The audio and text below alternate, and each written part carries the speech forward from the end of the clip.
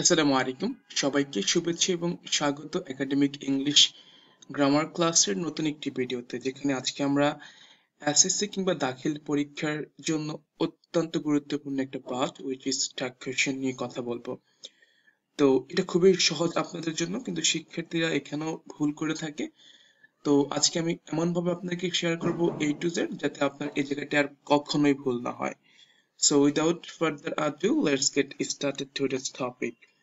So you're more than welcome to join at English Mentor. This is your English Mentor, Muhammad Milan Hussain, the teacher of English, ICT and Bangla.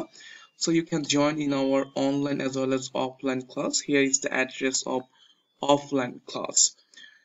So আমরা শুরু করছি আমাদের আজকের ক্লাসটি। First of all হচ্ছে যে tag question. Tag question জিনিসটা আসলে কি? ট্যাগ মিন্স হচ্ছে জুড়ে দেওয়া, কোয়েশ্চেন মিন্স হচ্ছে প্রশ্ন। লাইক একটা প্রশ্ন জুড়ে দেওয়া। লাইক আমরা কি বলতে পারি যে হি ইজ আ লায়ার, সে একজন সে হয় একজন মিথ্যাবাদী। Isn't he? মিথ্যাবাদী না। It is beautiful, isn't it? এটা সুন্দর, সুন্দর না? এটা আপনি একটা প্রশ্ন জুড়ে দিচ্ছেন। আপনি মানে এটা কি সত্য নাকি মিথ্যা, আপনি একটা ক্ল্যারিটি খুঁজছেন।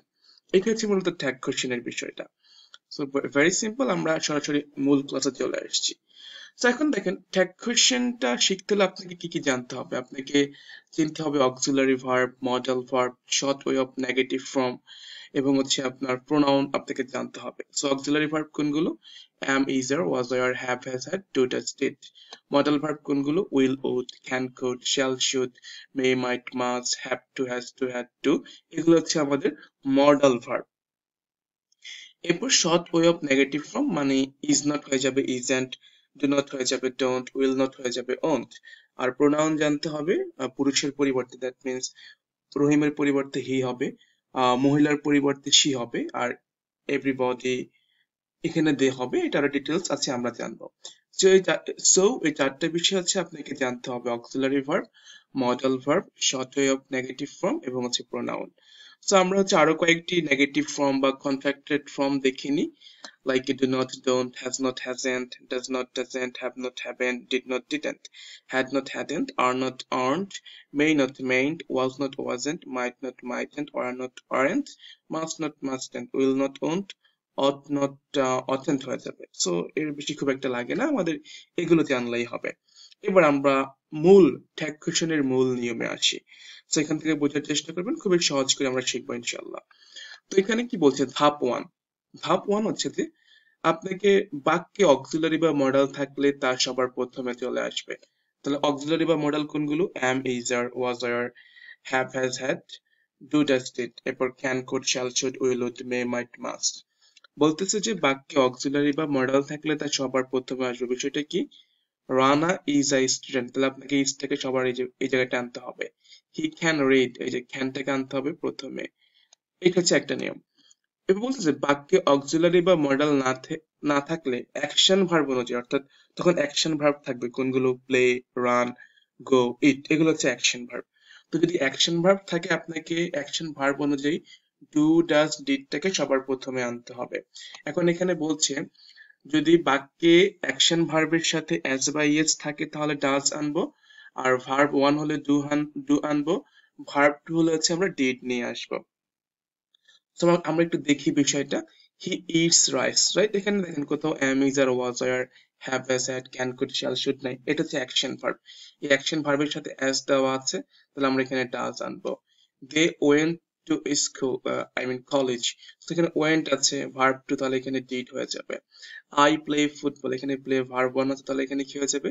do হয়ে যাবে। তাহলে আমাদের প্রথম শর্ত হচ্ছে আমাদের যদি বাক্যে অক্সিলারি বা মডেল থাকে সেটাকে হচ্ছে আমরা সবার প্রথমে আনবো, অথবা অ্যাকশন ভার্ব থাকলে আমরা ডু, ডাজ, ডিডটাকে সবার প্রথমে আনবো। এটা হচ্ছে আমাদের ধাপ ওয়ান।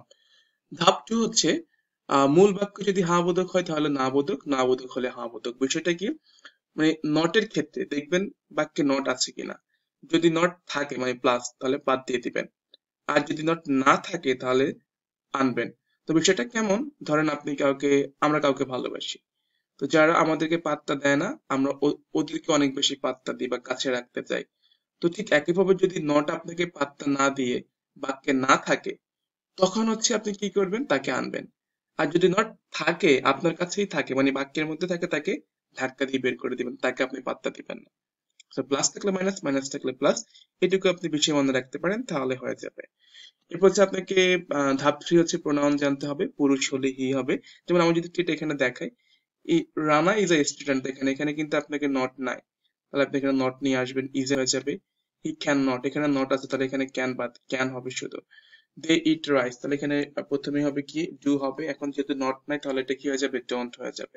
তো থাকলে বাদ, না থাকলে আনবেন, প্লাস মাইনাস, মাইনাস প্লাস। এরপর দেখেন ধাপ 3 কি বলছে, সাবজেক্ট অনুযায়ী প্রোনাউন। যদি সাবজেক্ট অর্থাৎ এই যে সাবজেক্ট থাকবে, এই সাবজেক্ট অনুযায়ী আপনাকে এই যে শেষে প্রোনাউন বসাতে হবে। কিভাবে, বিষয়টা কিভাবে একটু যদি বলি, পুরুষ হলে হি, মহিলা হলে সি, বস্তু হলে ইট হবে। আর I, we, you, he, she, they, it থাকলে যা আছে তাই হবে। Like Rana is a student, তাহলে এই যে ইজেন্ট হয়েছে আগে, এরপর রানার পরিবর্তে এখানে হি হয়ে যাবে। হি ক্যান নট রিড, এই যে ক্যান আছে এখানে, আর ক্যান নট আছে, ক্যান হবে, এরপর হি হয়ে যাবে। দে ইট রাইস, তাহলে এখানে আমাদের ডোন্ট হয়েছে, যেহেতু দে, দে থাকলে এখানে দেই হয়ে যাবে। সো আই থিঙ্ক আপনি বিষয়টা বুঝতে পেরেছেন।